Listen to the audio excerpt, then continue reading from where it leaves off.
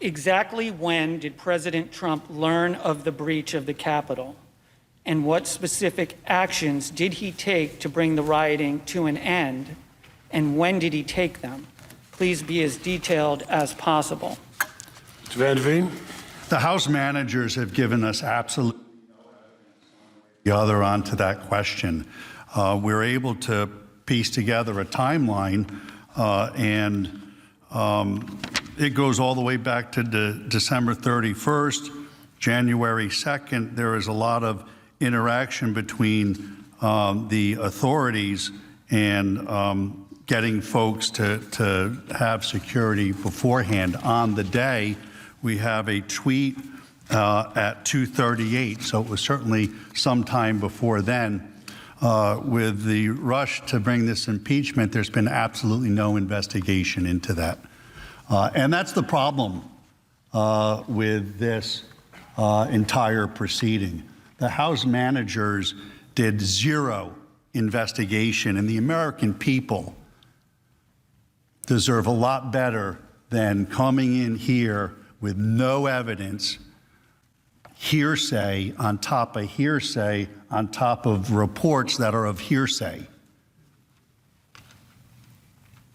Due process is required here, and that was denied. Exactly when did the president learn of the breach at the Capitol, and what steps did he take to address the violence? Please be as detailed as possible.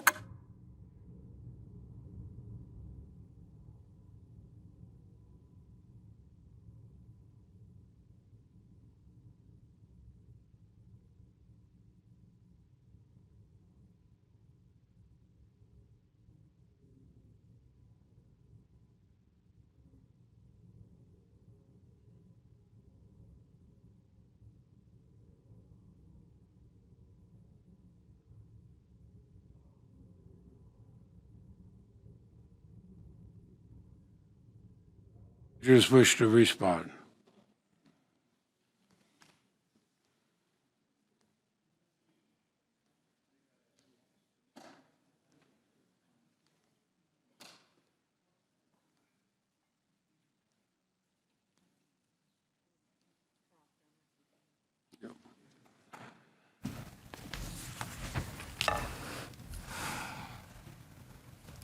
Mr. President, Senators, this attack was on live TV, on all major networks in real time. The president, as president, has access to intelligence information, including reports from inside the Capitol. He knew the violence that was underway. He knew the severity of the threats. And most importantly, he knew that Capitol Police were overwhelmingly outnumbered and in a fight for their lives against thousands of insurgents with weapons. We know he knew that. We know that he did not send any individuals. We did not hear any tweets. We did not hear him tell those individuals, stop. This is wrong. You must go back. We did not hear that. So what else did the president do? We are unclear. But we believe it was a dereliction of his duty. And that was because he was the one who had caused them to come to the Capitol, and they were doing what he asked them to do. So there was no need for him to stop them from what they were engaged in. But one of the things I would like to ask is we still have not heard and posed to you all the questions that were raised by Mr. Raskin, Manager Raskin, in his closing argument. Why did the President Trump not tell the protesters to stop as soon as he learned about it? Why did President Trump do nothing to stop the attack for 2 hours after the attack began? Why did President Trump do nothing to help protect the Capitol and law enforcement battling the insurgents? You saw the body cam of a Capitol police officer at 4:29, still fighting. 4:29 after, since what time? 1, 2 o'clock in the afternoon. Why did he not condemn the violent insurrection on January 6th? Those are the questions that we have as well. And the reason this question keeps coming up is because the answer is nothing.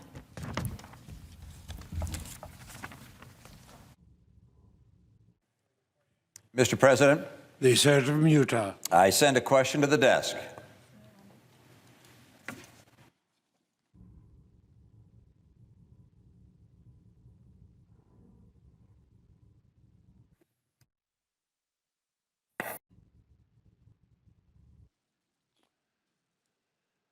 The senator from Utah, Mr. Romney, on behalf of himself and Senator Collins.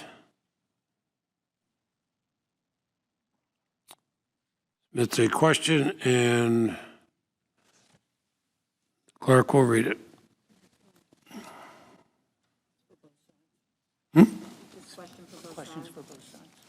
Oh, and I apologize. The question is for both sides, so the time will be evenly divided.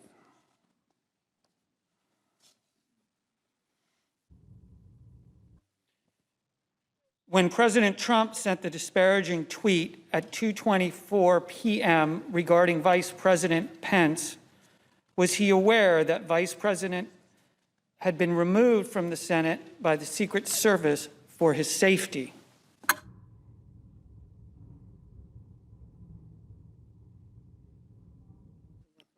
The House Manager.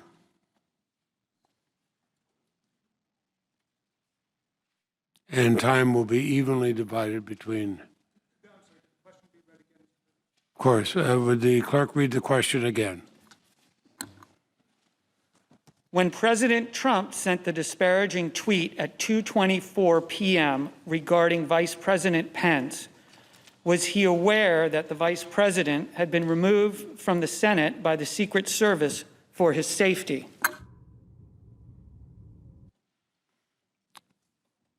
The House of Representatives managers are recognized 2.5 minutes. Thank you. Well, let me tell you what he said at 2:24 p.m. He said Mike Pence didn't have the courage to do what should have been done to protect our country and our Constitution. The USA demands the truth. And you know by now what was all over the media. You couldn't turn on the television, couldn't turn on the radio, couldn't consume any media, or probably take any phone calls or anything else without hearing about this, and also hearing about the Vice President. And here's what Donald Trump had to know at that time, because the whole world knew it. All of us knew it. Live television had, by this point, shown that the insurgents were already inside the building and that they had weapons and that the police were outnumbered.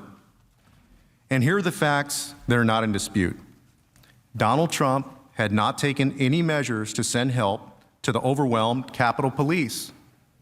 As president, at that point, when you see all this going on and the people around you are imploring you to do something, and your vice president is there, why wouldn't you do it? Donald Trump had not publicly condemned the attack, the attackers, or told them to stand down, despite multiple pleas to do so. And Donald Trump hadn't even acknowledged the attack. And after Wednesday's trial portion concluded, Senator Tuberville spoke to reporters and confirmed the call that he had with the president and did not dispute Manager Cicilline's description in any way that there was a call between he and the president around the time that Mike Pence was being ushered out of the chamber. And that was shortly after 2 p.m. And Senator Tuberville specifically said that he told the president, Mr. President, they just took the vice president out. I've got to go. And that was shortly after 2 p.m. There were still hours of chaos and carnage and mayhem. The vice president and his family were still in danger at that point. Our commander-in-chief did nothing. Counsel for the former president.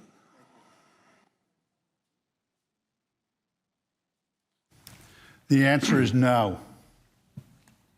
At no point was the president informed the vice president was in any danger, because the House rushed through this impeachment in 7 days with no evidence. There is nothing at all in the record on this point, because the House failed to do even a minimum amount of due diligence. What the president did know is that there was a violent There was a violent riot happening at the Capitol. That's why he repeatedly called via tweet and via video for the riots to stop, to be peaceful, to respect Capitol Police and law enforcement, and to commit no violence, and to go home. But to be clear, this is an article of impeachment for incitement. This is not an article of impeachment for anything else. It's a one count. They could have charged anything they wanted. They chose to charge incitement.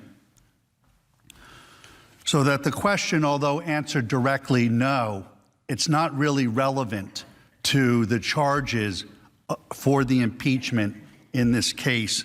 And I just wanted to clear up one more thing. Mr. Castro, in his first answer, may have spoke, but what he said was Mr. Trump had said, fight to the death. That's false. I'm hoping he misspoke. Thank you. The defense counsel made a point about something that I read earlier. The defense counsel suggested I misspoke.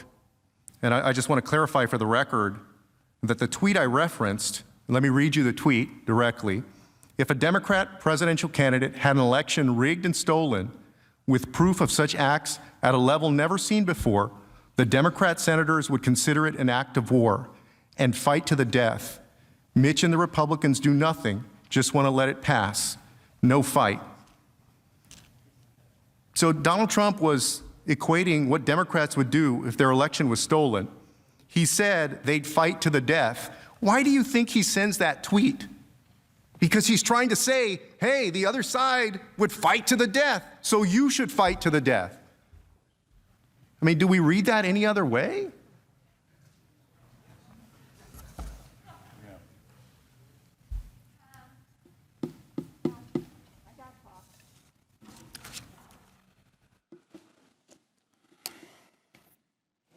Mr. President.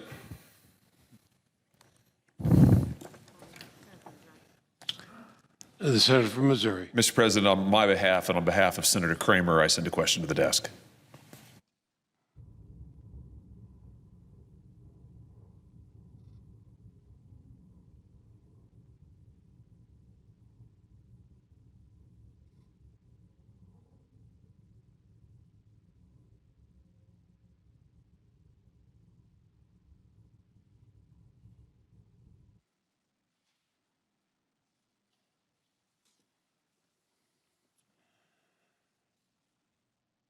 Senator Hawley, on behalf of himself and Senator Kramer, send a question for the council and House manager. And following our procedure, the first one to respond will be, after it's read, will be the counsel for the former president.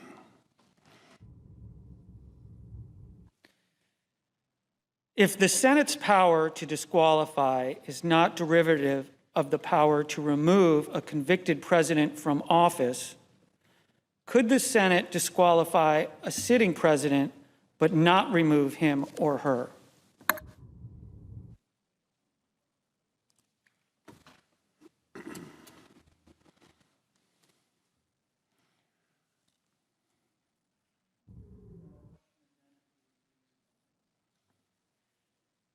If the Senate's power to disqualify is not derivative of the power to remove a convicted president from office, could the Senate disqualify a sitting president but not remove him or her?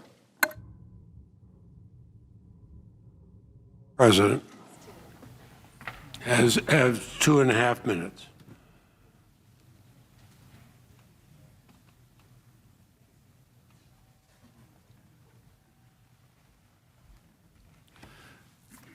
No. But I can't let this rest. Mr. Castro attributed a statement the time before last that he was up here that Donald Trump had told his people to fight to the death. I'm not from here. I'm not like you guys. I was being very polite and given an opportunity to correct the record, and I thought that's exactly what he would do. But instead, what he did is he came up and illustrated the problem with the presentation of the House case. It's been smoke and mirrors, and worse, it's been dishonest. He came up and tried to cover when he got caught, as they were caught earlier today with all of the evidence, checking tweets, switching dates, everything they did. And bear in mind, I had 2 days to look at their evidence. And when I say 2 days, I mean they started putting in their evidence, so I started to be able to get looking at it. That is not the way this should be done, but what we discovered was he knew what he was doing. He knew that the president didn't say that to his people. What he said was if it happened to the Dems, this is what they would do. In his speech that day, you know what he said?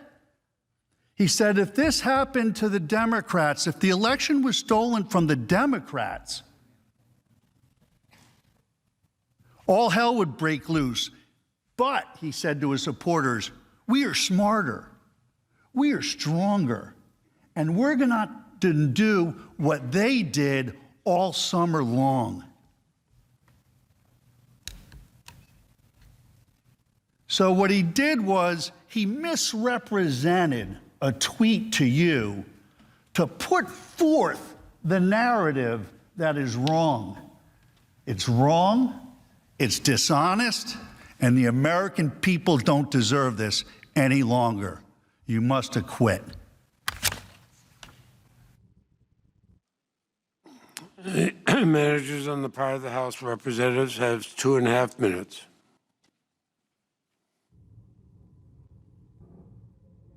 And that was profoundly inaccurate and irrelevant to what the question is. So I'm going to get back to the question.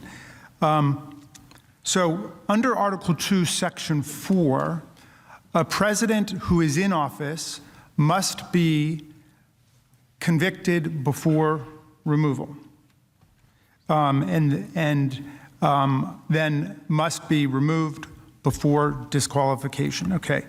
But if the president is already out of office, then he can be separately disqualified, as this president is. But these powers have always been treated as separate, which is why I think there have been 8 people who've been convicted and removed, and just 3 of them disqualified.